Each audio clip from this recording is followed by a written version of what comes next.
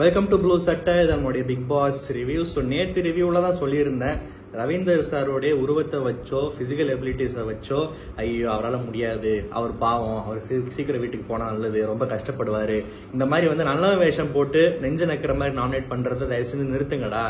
வந்தாலே யாராவது வயசானவங்க வந்துட்டா உடனே அவங்களால முடியாதுன்னு வெளியே அனுப்ப நினைக்கிறது, இல்லை உடம்பு போட்டுட்டா உடனே அவங்க இந்த உடம்பு வச்சு அவங்களால ஆட முடியாதுன்னு நினைக்கிறது, இது வந்து ஒரு நல்ல வேஷம் போடுறது. அது ஒன்று. நம்பர் 2 வந்து ரொம்ப ஒரு சாஃப்டான டார்கெட்டா ஈஸி டார்கெட் ஆயிடுவாங்க. 2 நாமினேஷன்ஸ்ல ஒருத்தரை பத்தி ஒரு மாசத்துக்கு இவரே சொல்லி ஒப்பேத்திரலான்ற மாதிரி ஒரு ஈஸி டார்கெட்டா மாறிடுவாங்க. இன்னொன்னு, அந்த ஹவுஸ்மேட்ஸோட கேரக்டர் இன்ஹவுஸ் ஆக்டிவிட்டிஸ் அனலைஸ் பண்ணி அதுல திறமையா போல்டா பிராங்கா சொல்ல தெரியாதவன்லாம் வந்து இந்த மாதிரி ஆட்களை வந்து ஈஸியா யூஸ் பண்ணிப்பான். அது பண்ணாதீங்கடான்ற மாதிரி, பண்ணாதீங்கடான்னு தான் நம்ம சொல்லி அங்க என்ன நடக்க போகுது, ஐ மீன் பண்ண நல்லா இல்லைன்ற மாதிரி நேற்று பேசியிருந்தோம். இன்னைக்கு அவரே வந்து இவங்க என்ன சொல்றது, நானே வாய்ப்பு தரேன்ற மாதிரி வந்து அவரால் நடக்க முடியல, 15 வருஷம் கழிச்சு லைஃப்ல நான் இப்பதான் ஓடுனேன் அப்படின்னு அவரே போய் கேப்டன்ட்ட வாய் விடுறது, இந்த மாதிரி பாயிண்ட்ஸ் எல்லாம் கொடுத்துட்டு தன்னோட பிசிக்கல் இன்னபிலிட்டியை ஒரு 2 நாள்லயே வந்து என்னால தாக்கு பிடிக்க முடியலன்றத வந்து ரொம்ப ஓப்பனா ப்ரொஜெக்ட் பண்ணாருன்னு சொல்ல முடியாது, அவரால் முடியல, அதான் உண்மை. அது ரொம்ப அப்பட்டமா வெளியே தெரிய ஆரம்பிச்சிருச்சு. அண்ட் மென் வெர்சஸ் உமன் அந்த கான்செப்டுக்குள்ள திரும்ப வந்தாங்க. அதுல வந்து யார் யாருக்கு என்ன பவர் அதெல்லாம் பேசி முடிச்சுட்டு இன்ட்ரெஸ்டிங்கான ஒரு விஷயம், இங்க இருந்து ஒரு பெண் போட்டியாளரை அங்க அனுப்பணும், அங்க இருந்து ஒரு ஆண் இங்க அனுப்பணும்ன்ற மாதிரி விஷயம் முடிவு பண்ணாங்க. அதுல வந்து அவங்களுக்கு உண்டான சலுகைகள், அங்க போய் நீங்க இவங்களுக்கா ஆடணும், இவங்களை ரெப்ரசென்ட் பண்ணணும், இந்த மாதிரிலாம் ஏகப்பட்ட வடை சுட்டாலுமே ஒரு வடை அதுல நல்லா கிறிஸ்பியா நல்லா சாப்பிட்றதுக்கு சூப்பரா இருந்துச்சு. அது என்ன வடை தெரியுமா? இந்த மாதிரி அந்த ஒரு பர்சனுக்கு அந்த வாரத்துல ஒரு டைரக்ட் நாமினேஷனுக்கு ஒரு பவர் இருக்குன்னு சொல்லிட்டு, அதுதான் ஒரு பெரிய ஒரு ட்விஸ்ட் இல்ல, ஒரு பெரிய ஹைலைட்டா நான் பார்த்ததுல. ஸோ யார் போறான்ற செலெக்ஷன் நடக்கிறப்போ இந்த பாய்ஸ் டீம்ல செலெக்ஷன் ரொம்ப ஸ்மூத்தா முடிஞ்சிருச்சு. அப்புறம் என்னப்பா ஊர்ல எல்லாருக்கும் சரிதானே, கையை தூக்குங்கன்னு பஞ்சாயத்துல ஆலமரத்து கீழே வச்சு ஊர் பெருசுங்கெல்லாம் பேசி முடிவு பண்ற மாதிரி எல்லாரும் முத்துக்குமரன் சொல்லிட்டாங்க. கேர்ள்ஸ் பக்கம் as expected, ஏன்னா இதுதான் இந்த மாதிரி கண்டென்ட் தான் எதிர்பார்த்தாங்க. பசங்க பொண்ணுங்கன்னு பிரிச்சு விட்டுருவோம், பசங்கன்னா எவ்வளவு கெத்து ஜாலியா இருக்காங்கன்ற மாதிரி ப்ரொஜெக்ட் பண்ணுவோம், பொண்ணுங்களுக்குள்ள என்னென்ன டிஃபரன்ஸ் ஆஃப் ஒப்பீனியன், கான்ட்ரவர்சி, சண்டைகள்லாம் வருதோ அதெல்லாம் வச்சு ஒரு கண்டென்ட் தருவோன்ற மாதிரி ஒரு தேவையில்லாத ஒரு ஆணியா தான் பிக் பாஸ் இந்த சீசன் ட்ரை பண்ணிக்கிட்டு இருக்கு. அதை இன்னுமே வந்து, ஏன்னா ஏற்கனவே பிக் பாஸ் வரலாறு பாத்தீங்கன்னா ரொம்ப மேல் டாமினேட்டடா தான் போயிட்டு இருக்கு. ஒரு பொண்ணு எவ்வளவு நல்லா வாழ்ந்தாலுமே அந்த பொண்ணு வந்து ஃபைனல்ஸ் படி மிதிச்சு அதுல நம்பர் 1 ஓட்டு வாங்கி ஜெயிக்கிறது ஒரு பெரிய அபூர்வமான விஷயம். அதை வந்து எப்படியே 2 பேரும் சாதிச்சுட்டாங்க. ஸோ அதுவே இத்தனை சீசன்ல அந்த 2 பேர் தான் அப்படின்ற மாதிரி ஒரு விஷயம் இருக்கிறப்போ, இப்ப எடுத்தோடனே பொண்ணுங்க ஒரு பக்கம் பசங்க ஒரு பக்கம் பிரிச்சு கொண்டு போறது நம்ம அடிக்கடி சொல்ற மாதிரி செட் ஆகல. நமக்கு எப்படி போகுது அப்படின்றதும் புரியல. பட் இன்னைக்கு எபிசோட்ல சின்ன சின்ன ட்விஸ்ட் நல்லா இருந்துச்சு, இங்க இருந்து ஒரு ஆள் அனுப்ப, அங்க இருந்து இங்க அனுப்புன்னு. So coming to the point, அந்த பொண்ணுங்க செலெக்ஷன்ல பாத்தீங்கன்னா ஜாக்லினோட பாயிண்ட்ஸ் வந்து வேலிடா தான் இருந்துச்சு. நீங்க எல்லாம் குரூப்பா இருக்கீங்க, வந்ததுல இருந்து நான் ஒரு விஷயத்துக்காக தனியா தெரியறேன், பிகாஸ் நான் அதுக்காக போராடுறேன், உங்க கூட நான் சிங்க்ல இல்லை. ஆனா என்ன நீங்க அமிச்சிங்கன்னா அந்த பொண்ணுங்களுக்கு கூட சிங்க்லே இல்லாத ஜாக்லின் வந்திருக்காங்க. ஸோ அவங்களுக்காக விளையாட மாட்டாங்க, தனக்காக விளையாடுவாங்க அப்படின்னு என்ன ஒரு இண்டிவிஜுவல் ஆளா பார்த்து வேற ஆளா நினைச்சு பார்ப்பாங்க. அதனால நான் போறேன் அப்படின்னு ஜாக்லின் சொன்ன பாயிண்ட் வந்து எனக்கு ரொம்ப வேலிடா தான் தோணுச்சு. சுனிதா ஆக்சுவலா பாத்தீங்கன்னா ஒரு பக்கம் வந்து அந்த குக் வித் கோமாளியில ஒரு கோமாளியா பார்த்தது, பிளஸ் தப்பா தமிழ் பேசுற அந்த கியூட்னஸ், வெள்ளந்தி, அதெல்லாம் தாண்டி இந்த மாதிரி கேரக்டர்ஸ் வந்து திடீர்னு பிக் பாஸ் மாதிரி ஒரு கேமுக்குள்ள வந்து கோவமான முகத்தை காட்டுறப்போ நமக்கு வந்து என்ன அப்படின்ற மாதிரி ஒரு ஆடான ஃபீலிங் வரும். அது ஆல்ரெடி சுனிதா மேல வர ஆரம்பிச்சிருச்சு. கோவப்படுறாங்க நியாயமான விஷயத்துக்கு, அநியாயமான விஷயத்துக்கான்றது போதான் தெரியும். பட் ஜாக்லின் வாயை திறந்தாலே சுனிதா வாயை அடைக்கணும், நீ வாயை மூடு, நான் கோவப்பட போறேன் அப்படின்றத வந்து ப்ரொஜெக்ட் பண்ற மாதிரி தான் இருக்கு. சுனிதா அதுக்கு அகேன்ஸ்டா இருந்தாங்க. அதுவுமே வந்து அந்த தெரிஞ்சு போச்சு, சுனிதா விஷயம்லாம் ஜாக்லினுக்கு அகேன்ஸ்டா தான் எப்பயுமே இருக்க போறாங்கன்னு சொல்லிட்டு. பவித்ரா ஒரு பாயிண்ட் கொண்டு வந்தாங்க, நீ இப்படி சொல்றியா, நான் ஒரு பிட்ட போடுறேன் பாரு. அதாவது பிட்ட போடுறது சென்ஸ், அதுவும் ஒரு இதான பாயிண்ட் தான். என்னை பத்தி நிறைய பேருக்கு அங்க தெரியாது, நான் ஒரு ஸ்லீப்பர் செல்லா போறேன், ஸ்லீப்பர் செல்ன்ற கீவேர்டு வச்சு பாவமா எனக்கு இது பண்ணிக்கிற மாதிரி போறேன்றப்போ உடனே நம்ம கேப்டன் தர்ஷிகா வந்து அவங்களுக்குமே அந்த பொண்ணை வெளியே தெரியும் போல, எனக்கு தெரிஞ்சு இவளை பத்தி எனக்கு தெரியும், இவளால விளையாட முடியும்னு எனக்கு தோணுதுன்னு சொல்லிட்டு அந்த விஷயத்துல சப்போர்ட்டும் பண்ணாங்க. ஒரு பக்கம் ஜாக்லின் நான் தனியா தெரியுவேன், இண்டிவிஜுவலா தெரியுவேன், சிங்க்ல இல்லாத மாதிரி நான் அவங்க நினைச்சிட்டு இருக்காங்க, நான் போறேன்னு அவங்க பாயிண்ட சொல்றாங்க.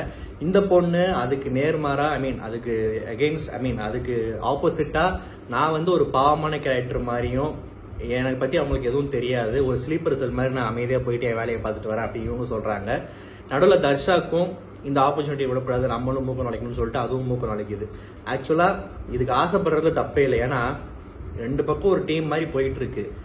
ஒரு ஆடு மட்டும் கருப்பு ஆடுன்னு செலக்ட் பண்ணி தனியா இங்கிருந்து அங்க அனுப்பிச்சு ஒரு முக்கியமான கேரக்டர் ரோல் பிளே பண்றதுக்கு செலக்ட் பண்றாங்க. இந்த இனிஷியல் முதல் 2-3 வாரத்துல இப்படி ஒரு சான்ஸ் வந்து நிறைய பேருக்கு கிடைக்காது. கேப்டனுக்கு நிகரான ஒரு பெர்ஃபார்மன்ஸ்க்கு உண்டான ஒரு வாய்ப்பு, இதை வச்சு நல்லா ஸ்கோர் பண்ணலாம், தன்னோட இண்டிவிஜுவாலிட்டியை காட்டலாம். ஸோ எல்லாருமே ஆசைப்படுறது தப்பு இல்லை. வழக்கம் போல ஓட்டிங் போச்சு. எனக்கு என்ன பிடிக்கலன்னா, ஜாக்லின் அவங்க பாயிண்ட்டை ஸ்ட்ராங்கா வச்சுட்டாங்க. தர்ஷா நானும் போறேன் அப்படின்னு சொல்லிட்டு அவங்களோட பாயிண்ட்டை வைக்க ஆரம்பிச்சாங்க.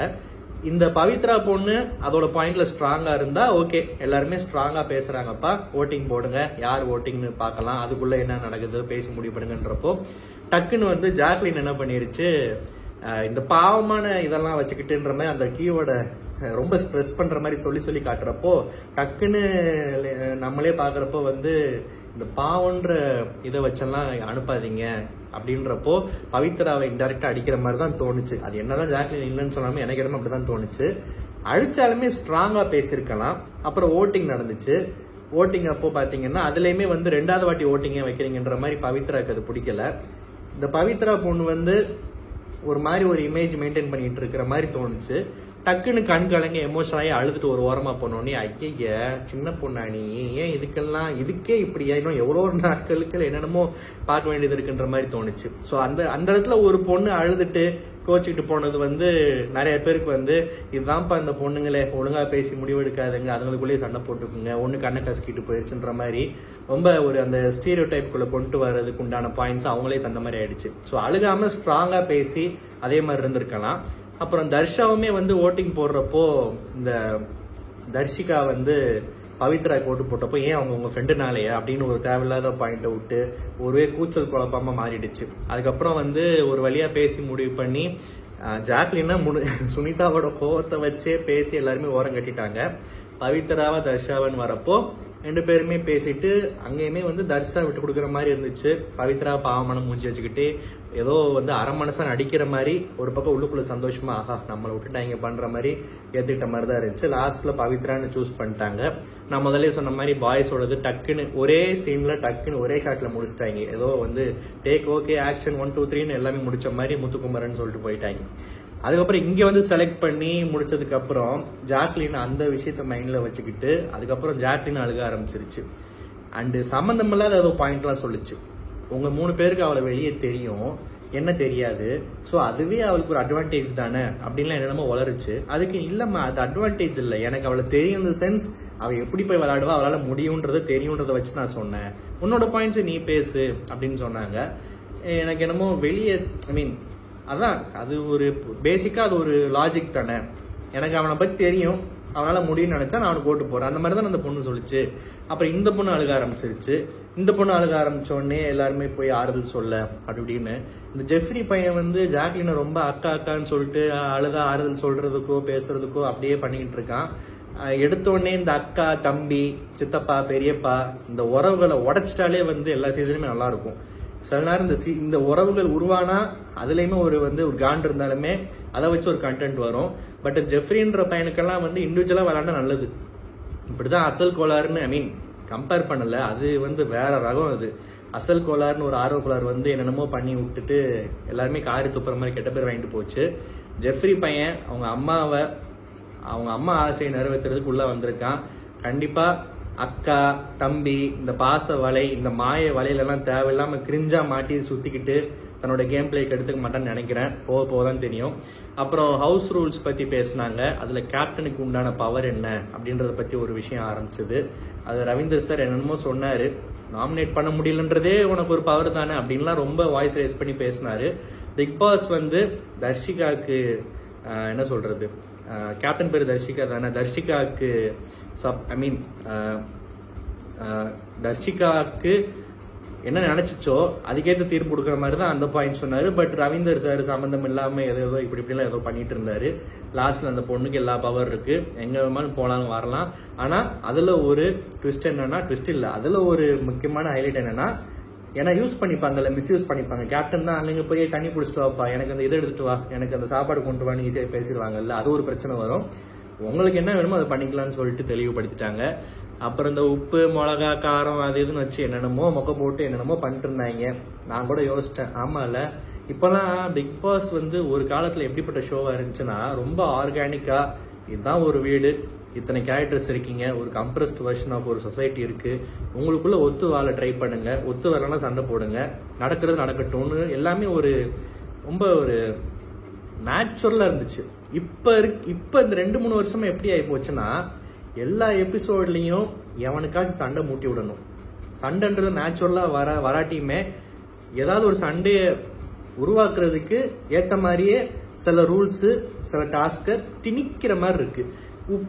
உப்புல ஒரு ட்விஸ்ட், வேணும்னே 2 உப்பு வைக்கிறது, அது 2 அவங்க கொண்டு போறது, அப்புறம் உப்பு கொண்டு வந்தா நீ தண்ணி குடிக்கூடாதுன்றது, இந்த கோட்டுக்குள்ள நீ வராத நான் வராத. எனக்கு வந்து ரொம்ப ஒரு பக்கம் வந்து பிக் பாஸ்ன்ற கேமோட பியூட்டியை தாண்டி இது வந்து ஏதோ ஒரு ஸ்போர்ட்ஸ் காம்படிஷன் மாதிரி மாத்திட்டாங்களோன்ற ஒரு கடுப்பு உள்ளுக்குள்ள வந்துச்சு. 7 வருஷமா இந்த ஷோவை பார்த்த ஒரு ரசிகனா எனக்கு அந்த கோவம் வந்துச்சு. உங்களுக்கு எப்படி தோணுச்சுன்றத கமெண்ட்ல சொல்லுங்க.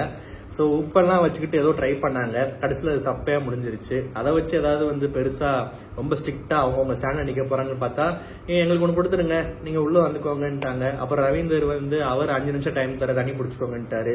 அதுக்கப்புறம் 106 நாளுக்கும் வந்து உங்களுக்கு தண்ணி தாங்க அடிக்குதா, நான் இருக்கேன் அப்படின்னு சொல்லிட்டு என்னமோ வந்து இவரே வந்து ரொம்ப அதாவது அவர் மனசு இறங்கி போய் பண்ணாருன்னா நல்ல விஷயம் தான். பட் இருந்தாலுமே கொஞ்சம் கெத்தா கொஞ்சம் ஸ்ட்ரிக்டா ஏதாவது பண்ணிருக்கலாம். அதுக்கு தான் இந்த டாஸ்கே தராங்க. 106 நாளுமே தண்ணி வேணா வந்து குடிச்சுக்கோங்க, நான் வந்து ஏதாவது டாஸ்க் சொல்லுவேன் பண்ணிட்டு உள்ள போய்க்கோங்கன்ட்டாரு ஈஸியா. அதான் வந்து நம்ம விஜய் தீபக் வந்து எல்லாமே அலோவ் பண்ணிட்டா நம்ம எதுக்கு இந்த செக்யூரிட்டி கார்டா என்ன வேலையா பாக்குறோம், டோல்கேட்டான்னு சொல்லிட்டு கலாச்சிட்டு பேசிட்டு இருந்தாங்க. ஸோ போக கொஞ்சம் ஷார்ப் பண்ணி கொஞ்சம் ஸ்ட்ரிக்டா ஆக்குவாங்கன்னு நினைக்கிறேன். இதுக்கு முன்னாடி வந்த சில கண்டஸ்டன்ஸ் எல்லாம் யோசிச்சு பார்த்து இந்த மாதிரிலாம் சான்ஸ் கிடைச்சா கர்நாடகா தமிழ்நாடு மாதிரி எத்தனை பேர் என்ன ஆனா என்ன நாசமா போனேன்னு சொல்லிட்டு தண்ணியே தராம பயங்கரமா கண்டென்ட் கொடுத்துருப்பாங்க. அதுக்கு தான் பிக் பாஸும் வந்து எதிர்பார்க்கறாங்க. பட் இங்க வந்து ரொம்ப சாஃப்டா ஜாலியா முடிஞ்சிருச்சு கடைசியில.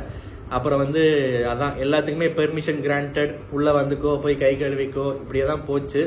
ஸோ இது எங்க போய் முடிய போதா என்னன்னு தெரியல. இது எவ்வளவு நாளைக்கு போகுது, எத்தனை நாளைக்கு இந்த கோட்டை வச்சே வந்து இந்த பாலிடிக்ஸ் பாய்ஸ் கேர்ள்ஸ்ன்னு சொல்லிட்டு டாஸ்க் கொடுத்தே நம்மளை கொல்ல போறாங்களா, இல்ல உண்மையாவே இந்த டாஸ்க் எல்லாம் ரொம்ப நேச்சுரலா அதோட வேலையை பார்த்து உள்ளுக்குள்ள இருக்கிற கண்டஸ்டன்ஸோட முகம்லாம் வெளியே வந்து கேரக்டர் எல்லாம் எக்ஸ்போஸ் ஆகி சுவாரஸ்யமாக போதான்றத இன்னும் 2 வாரம் 3 வாரத்துல தெரிஞ்சிடும் இந்த சீசனோட போக்கு எப்படி போக போகுதுன்னு.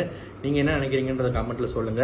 இந்த ரிவ்யூ உங்களுக்கு பிடிச்சிருந்தா மறக்காம சேனல் சப்ஸ்கிரைப் பண்ணுங்க. நன்றி, வணக்கம்.